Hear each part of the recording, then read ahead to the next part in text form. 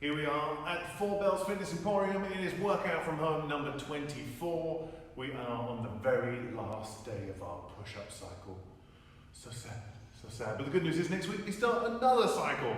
Yay! But the thing to remember, as always, is some people have often asked me over the years, well, why don't we test at the end of the week at the, I suppose, the actual end of the cycle, the third workout in that week, because we usually do workouts on Monday, Wednesday, Friday. And the main reason is because I want to make sure that we test at the beginning of the week, because invariably most people have had the weekend off and then they test. And then we just enjoy the rest of the week with some GPP or some general physical preparedness. Today, we are still doing upper body days, just like we have been for the last 5 weeks, just to really kind of fill out the program that we've been doing. And our focus today is going to be on Turkish get-ups in terms of upper body strength work. So we're going to warm up today with some Turkish get-up practice, where we're going to do 1 rep on one side. So if you know Turkish get-up, from the floor to standing and back down is a rep on one side. We're going to do 1 rep on one side, 1 rep on the other. And then we're going to do an interesting variation on a pull-up for people who don't have much equipment available or any equipment available. And even if you do have equipment available, it's still a good exercise to do to prepare pulling muscles ahead of our strength piece today. So if we're talking about Turkish get-ups, what do we need? Well, ideally we need some kind of light weight to start off with. It doesn't have to be crazy, it is a warm-up. So it could be light kettlebell, could be light dumbbell. Whatever you want to do is fine by me. But when it comes to the Turkish get-up, there is obviously a lot of nuances to the Turkish get-up. In itself, it takes a long time to learn, but let's just very quickly go over the 6 steps from the floor to standing, just so you guys know what you should be doing, and then we'll put some more details out about the Turkish get-up soon. From here, I'm going to start with a nice straight arm. This is my support side, it supports my weight. And on the same side is my support leg.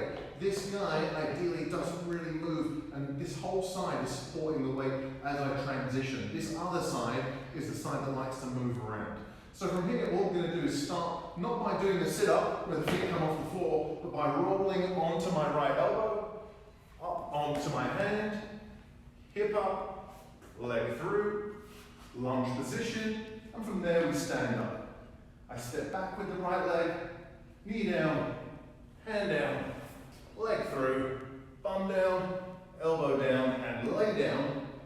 And that's how the Turkish get-up should look. We're going to do 1 rep on one side and 1 rep on the other. With the pseudo pull-up, what you may need is a mat, just like when we do YTWIs. A complaint for a lot of people is that their ribs drive into the floor and it's very uncomfortable. So if you've got a little mat, or even a blanket or a towel, this is something you can do. And this kind of was born from quite a few people who have been messaging me since the shutdown. They said, well, I don't have any equipment available. I don't have dumbbells, I don't have a TRX. What can I do to get some kind of upper body pulling in? And this is something that I've used, particularly with friends in the past, actually in the UK, when I lived in the UK, friends who were rock climbers who wanted to get more pulling in, but couldn't put a pull-up bar in their apartment. So this is called the pseudo pull-up, and the idea is meant to replicate the motion of a behind the neck pull-up, but obviously we're using just a PVC pipe or a down rod or anything. I'm going to start with the hands in roughly my pull-up position, so it should be hands just outside of shoulder width. The wider the hands go on a pull-up, pronated grip, you're going to find the more lat activation you're going to get, but we don't need to go excessively wide. From here, I'm going to squeeze all the muscles as hard as possible as I bring that PVC pipe to the back rack, almost like I'm doing a back squat, and then slowly push everything away. So to watch it, it doesn't look like much. And you're going to find, if you do this movement, you're going to get absolutely nothing out of that exercise. What I want to think about trying to do is squeeze every muscle as hard as possible on the way down, squeeze every muscle as hard as possible as I push that PVC pipe away. So for 5 minutes in our warm-up today, we're going to do 1 per side of a Turkish get-up, 5 pseudo pull-ups, and that's the warm-up. Here we are at the strength piece of workout number 24. Is it 24? Yeah, it is 24.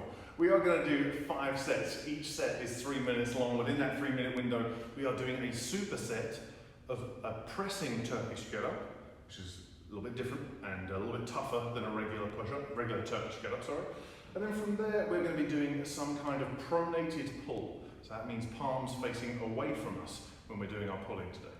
So with the pressing Turkish get-up, we are going to go over in just a second how to do that. But essentially, across the 6 steps of the Turkish get-up, where I come from the floor to standing, we're going to be doing presses along the way, on the way up and on the way down. So instead of just thinking about a lot of shoulder stability like we normally do, we're also going to add a whole bunch of pressing from different angles when we're doing the pressing Turkish get-up. From there, when it looks to the pull, or the pronated pulling we're doing today, it's all about what equipment do I have available. Do I have a pull-up bar, which would be obviously the best. If I don't have a pull-up bar, do I have some TRX, or do I have some rings to do rows with? And if I don't have either of those, do I have some dumbbells or a kettlebell that I can do some rows with? So again, it's playing around with what you have. So let's talk about the pressing Turkish get-up. Pressing Turkish get-up means that compared to where you're normally using a heavier weight for your Turkish get-up, now we're probably going to have to go a little bit lighter because the pressing volume is that much more. So for every rep on each side, I believe, correct me if I'm wrong, I believe it's 10 presses on each side. So it does get quite spicy quite quick. If I am laying down, I'm going to still go through the same movements of a Turkish get-up, but there's a few points along the way where I do presses and a few points where I don't. So I set up my support side as I normally would. From here, I bring the elbow to the floor and press. I roll up onto my elbow and press, onto the hand and press, hip up, leg through, lunge position and press. We stand up, press, knee back, press, hand down, leg through, bum down, press, elbow down, press, and lay down, press. So a whole bunch more pressing than there is in your regular Turkish get-up. So my advice is start lighter and then get progressively heavier as those 5 sets go on. When it comes to pulling today, what do you have available? Do you have a chin-up bar? Do you have a TRX? Do you have rings? Either way, pronation means palms facing away from you, which in terms of our upper body pulling today is going to mean more strain on the lats than it is on the elbow flexors and the bicep. So, excuse me, play around with what works best for you. If you find that pronated pulling is super tough for you, of course switch to supination, you might find it a little bit easier. So if we can, with our pull-ups, start with a dead hang, we pull over, pause, and then come back down to a straight arm. If you want to do negatives, that's fine. If I want to do ring rows, then again, all it means is I'm not doing a neutral grip, palms down for that pronation, and I'm focusing on that elbow drive as I do my ring rows. If that's not an option, it could be dumbbells hinging forwards, still coming into a pronated grip when we're doing our rows with our kettlebells or dumbbells. So, 5 sets, 3 minutes per set. I'm doing 1 per side of a pressing Turkish get-up. 5 pull-ups if I can have a chin-up bar available, or 10 of some kind of pronated row. Alright, so into the conditioning piece for workout number 24. Very simple, short little workout, but as we always know, simple doesn't always mean easy. What I have to do today is 16 rounds where I am doing 20 seconds of work followed by 20 seconds of rest. On those 16 rounds, we have 2 exercises and we are alternating back and forth in that work period between thrusters and sit-ups. So that means that we are doing 8 of each. I'm doing 8 intervals of thrusters, 8 intervals of sit-ups, 16 of them, but obviously alternating between the 2. So the idea here is that during that 20-second work window, we are trying to get as many reps done as possible, trying to keep the pace high and the pressure on. This workout is very short and sweet, so if you try and pace it and go super slow, you won't get much of a training response from it, so we do want to move fast there. When it comes to thrusters, my question is always with thrusters, what do I have available? And if you're working out from home, the question is how much ceiling height do I have? So you have to take that into consideration when you're choosing where you are working out today. So that may mean if you're in a very low basement, you might be trying to go in between rafters, or it might just be realizing that maybe you have to go outside or whatever it may be. If I can, hopefully I've got 2 dumbbells. Our thruster, as we know, is a squat into a push press in one fluid motion.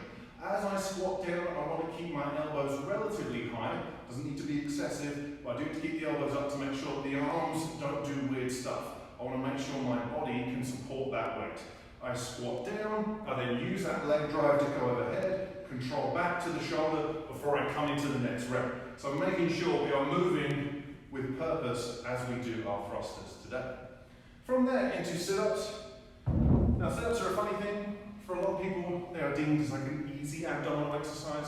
If you have relatively, I wouldn't say weak, but if you know your hip flexors and your low abs aren't your strongest attribute, then you can always anchor your feet under something. And that could be this giant rack if you're in the gym, or it could be underneath your sofa at home. Either way, when I do my sit-ups, I like to have my arms crossed, what I like to call vampire style. I lay all the way down, I sit all the way up, bringing the elbows to the knees, and we're going to try and move with purpose when we do our sit-ups today. So moving nice and fast. So whether you anchor the feet or not, trying to make sure we're adhering to some standard, which is why I like the elbow to touch the knee. But either way, 20 seconds of work, 20 seconds of rest. Thrusters, sit-ups, we're doing 8 of each for 16 total rounds. And that is workout.